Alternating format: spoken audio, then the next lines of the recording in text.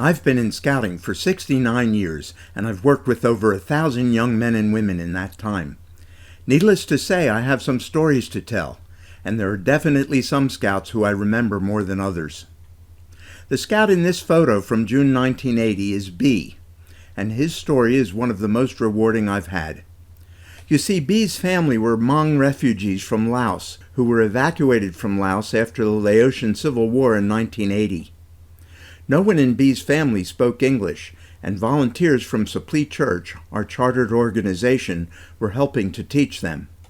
When I found out they had a scout-age son, with the help of translators I invited him to join our troop. This backpacking trip was his first outing with us. B was starting to learn a little English, but communicating was pretty difficult. Still, somehow we got him ready. I loaned him one of my backpacks and buddied him with Mark, an experienced 16-year-old Life Scout who you see on the right in the photo.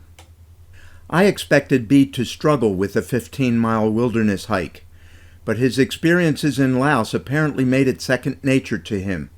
He bounded right up to the front of the group, and the other scouts had trouble keeping up with him. Here's the crew setting up camp. B and Mark are the most distant pair. This is where the story gets funny. As usual, we leaned our packs against trees for the night and went to sleep. When B and Mark woke up, B's pack was nowhere to be found. Because of the language barrier, we hadn't been able to explain that the troop would be providing freeze-dried food, and B's mom had packed some chicken and rice in a cloth pouch for him.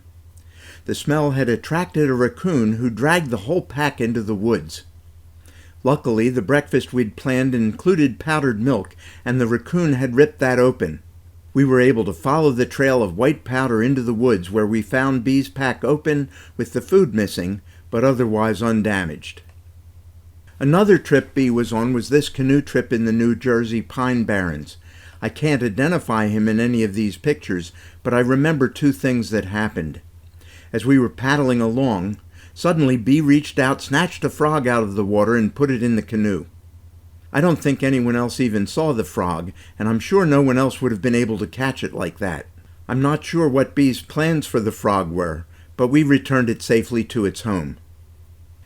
When we stopped to set up camp, one of the dining tarps was missing a stake. That was a problem because it wouldn't stay up without it. B, without speaking, saw what was going on, grabbed a stick, reached into his pack, pulled out a knife that was far bigger than scouts are allowed to carry, and whacked out a beautiful tent stake in seconds. The stake was sharp, straight, and had notches for a rope. B must have done that before. One of the other scouts turned to me and said, "He's not allowed to have that knife, is he?" I said, "You try to tell him he can't have that knife." The scouts and I learned a lot from being around B. Even if someone looks different, and even if they speak a different language, we still have a lot in common. Everyone has their own talents, gifts, and everyone deserves respect. The other scouts got along with B, and he remained with us until his family moved out of Pennsylvania.